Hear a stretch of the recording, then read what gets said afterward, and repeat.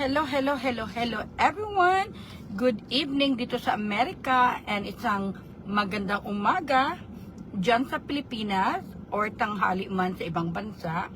Kamustahan lang po tayo today kasi today I work at home. Magkaya kong pinuntahan today, during my work at home. So at least kahit paano nakasama ko yung husband ko, nag-lunch kami kanina sa Tomay restaurant dun sa Eastridge Mall, eat all you can buffet. And then nung umuwi ako, so I doing some stuff my work sa work at home ko, and then yun, nakatulog ako. So nung gumising ako, nag-ready na ako to cook the food sa yung dinner ng anak ko at saka yung asawa ko. So after that, yun, today is Wednesday evening, part na yung ng buhay ko na nag-a-attend ako ng business training to gain more knowledge and wisdom.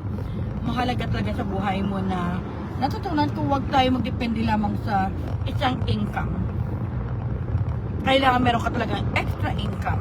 At saka in case emergency, meron kang pera na pagkukunan. Kaya isa to sa mga na-experience ko sa buhay na alam mo yung tayo mga Pilipino, minsan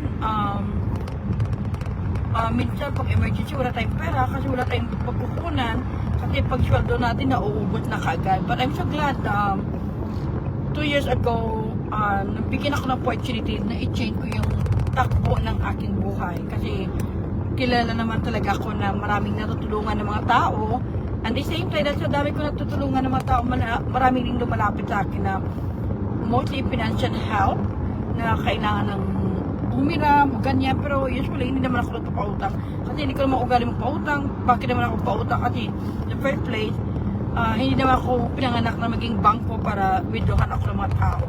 I can help in my way, whatever I'm able to help, yan. So ngayon, kung makita nyo ako naka-business outfit ako ngayon, yung attire ko for sa aming being a financial professional. So, gusto ko lang i-remind yung mga tao, lalo na ngayon sa dami. Since yesterday, sa dami nagme-message sa akin, lalo taga-Pilipinas, na struggling in life. So, I know na awa naman ako, naintindihan ko ng buhay, pero sometimes, it's very important talaga na it's a best practice natin na mga Pilipino, or even if you're not Filipino, it's the best practice to start saving your money. Kasi mahirap, lalo na kung wala kang pera, mangungutang ka and end up you have a loan and your interest. Diba? Kung napanood nyo yung interview ko sa first episode ng aking show, The Voices of Hope, bringing inspiration and hope to our kababayan, not only here in USA, including America and other part of the world, na ang kahalagahan talaga ng pag-iipon ng pera at pag-save for emergency fund. Ako talaga ito best practice ko na at least every month makapag-save ako ng $1,000. Yun talaga ang ginagol ko para pag time will come, emergency, iba pa yung saving. That's only for emergency fund. Kasi yung emergency fund, kailangan at least you have 3 to 6 months na emergency fund para in case na wala kang trabaho for 3 to 6 months, you can survive. So, thank God, na dahil doon natutunan ko, ginawa ko talaga ng paraan na always save talaga. Kasi hindi sa lahat ng oras puro init ang panahon, minsan uulan o minsan may mga pagsubok. Diba? Pag meron ka, may pagkukunan ka. So yun lang, gusto ko lang welcome, pasalamatan lahat, and don't forget tuloy na talaga yung show natin this coming Sunday, 9 o'clock, I think 8 o'clock in the morning in the Philippines, and then 5 in the afternoon dito sa Amerika.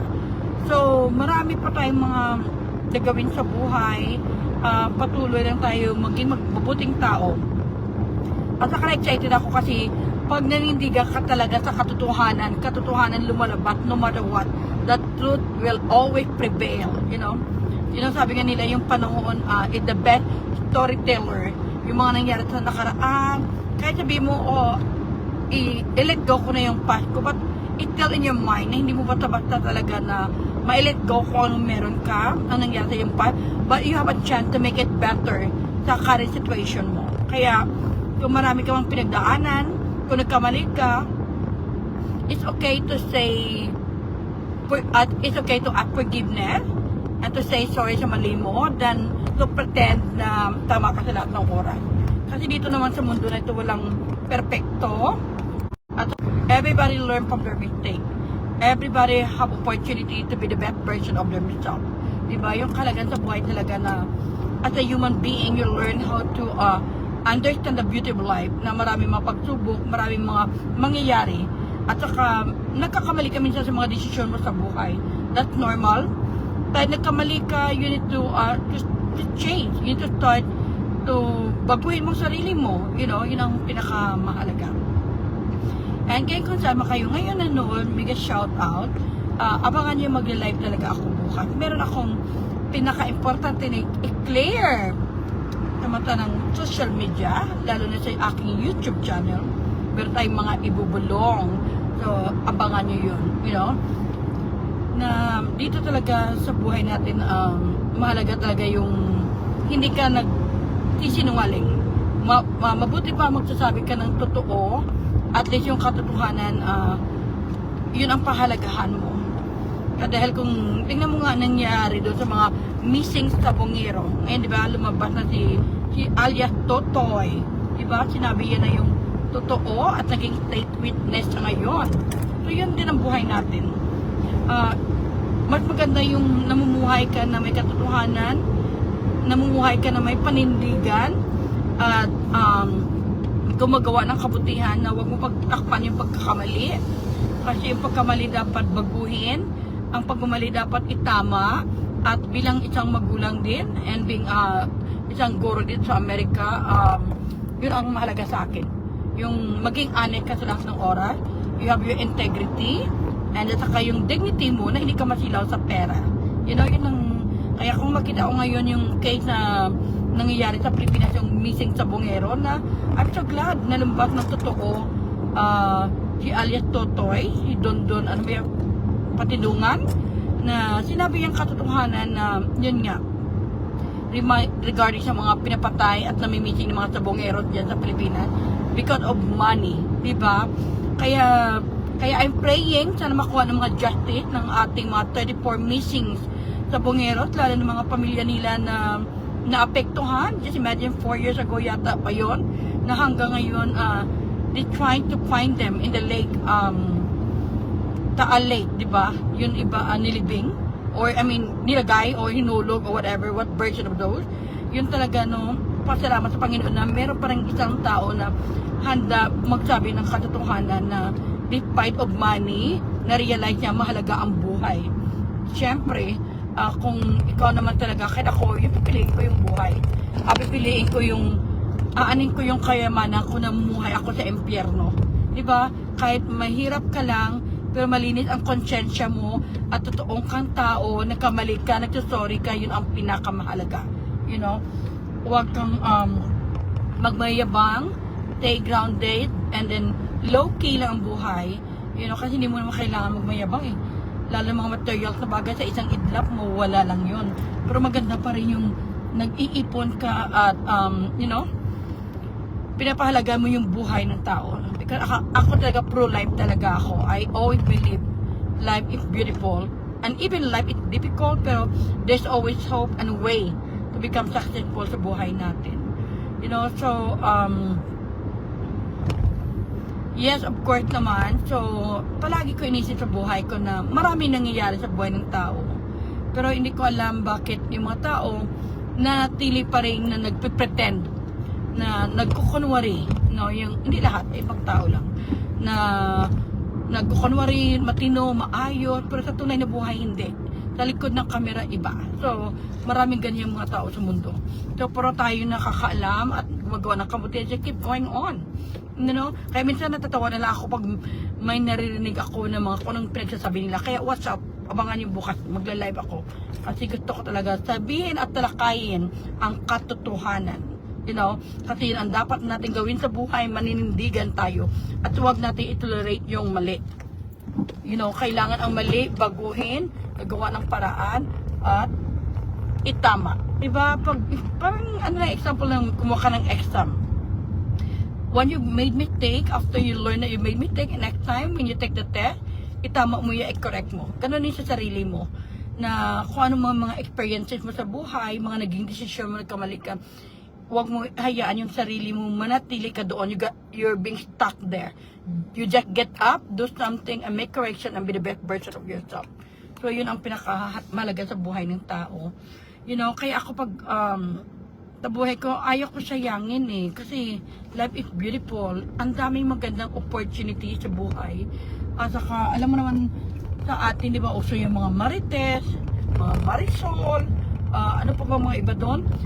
Na may magkipag-chismisan sa mga nonsense, sa mga bagay naman na wala namang kabuluhan.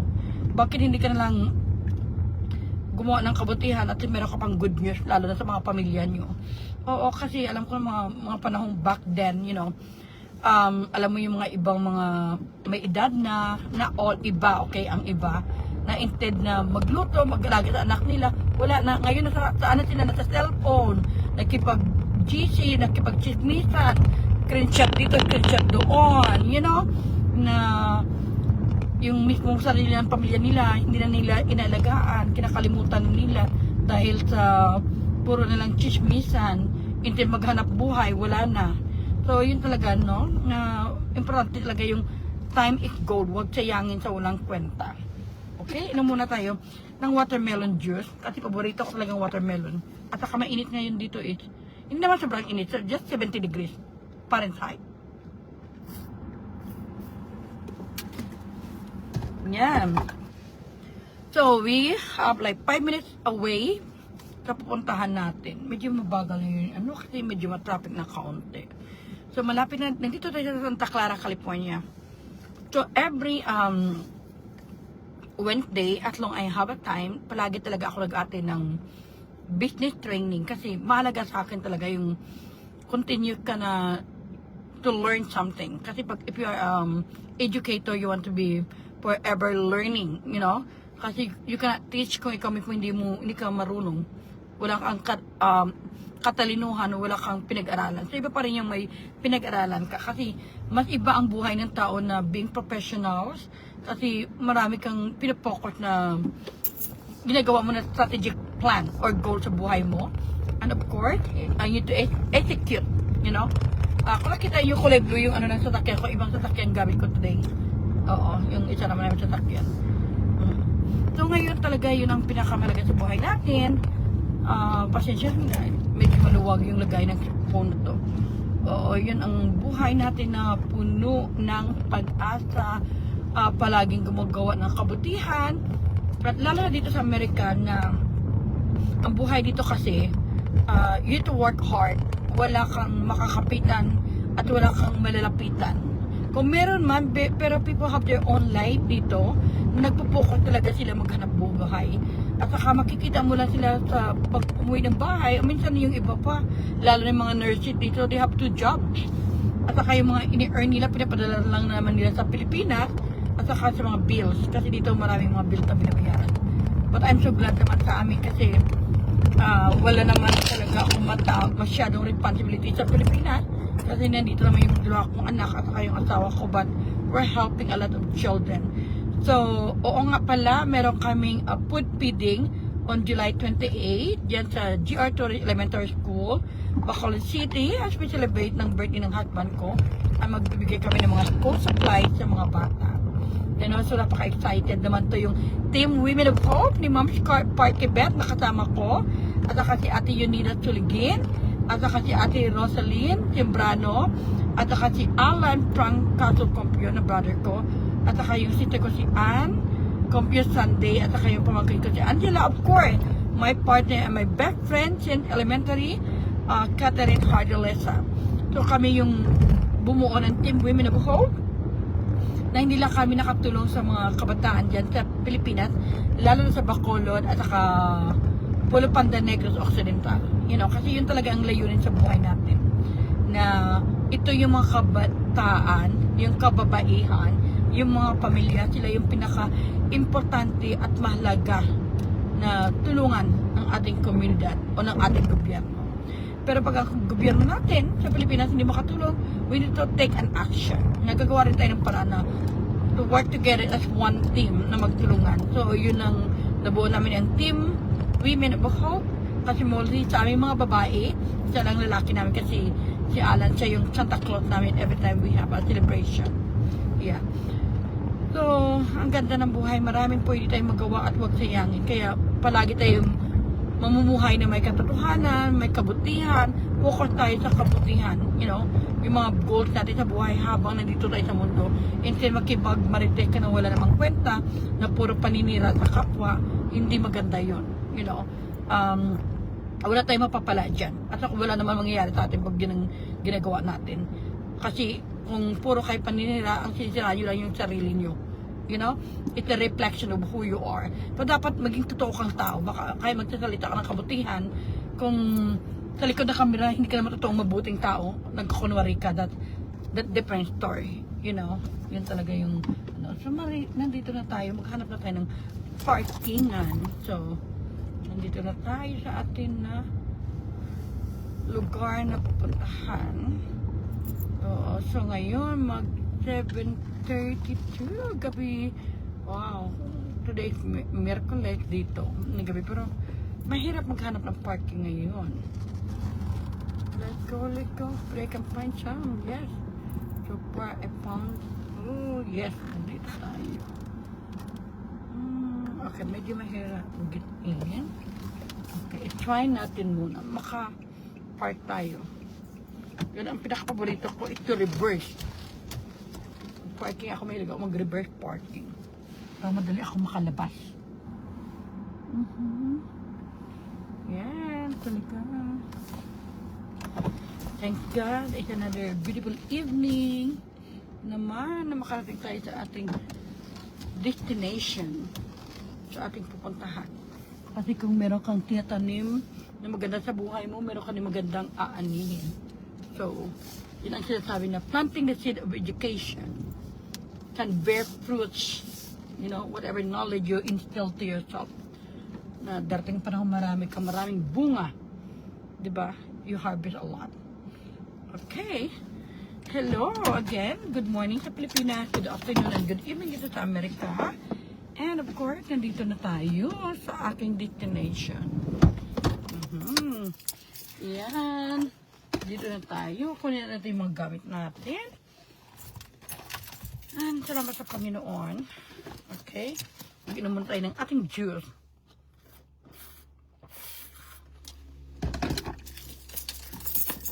At salamat mga kaibigan. So let's go. No, first. Kasi marami tayong admin. Tsaka ito naman yung itong sasakyan na gamit natin for today. Right? Yan. Halip muna tayo. Yan. Kasi hopefully I forget kung nalako to. Ilako muna. Ilako muna kasi nakalimutan ko kung hindi ko nadala yung remote nito. Oh.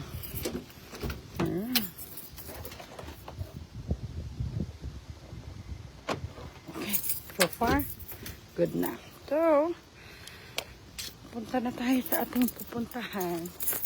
So, naka-business attire tayo. Kasi ready to learn for business. Oh my God, nakakita ako ng parkingan.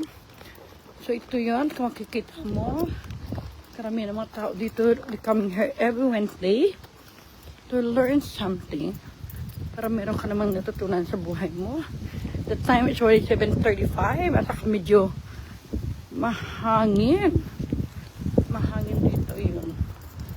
Yan, malahangin, ang ganda ng timoy ng hangin. Parang feeling ko malapit na yung Christmas, July pa lang, diba?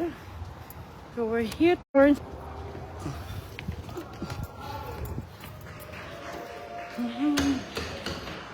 good morning. So this is for here for education. Kailangan mag-sign in tayo. So, I'm one of the MD. Yan, i-sign in natin name natin. So, akit tayo sa... Dito na tayo sa second floor. Yan. Tanggalin pa natin. Salamin natin. Sa taas na tayo. Hello, Miss Perla. Hello. Okay. I-open natin yung phone. Nandito tayo. Nandito tayo sa ating office. Okay, thank you so much. I love you and mabuhay.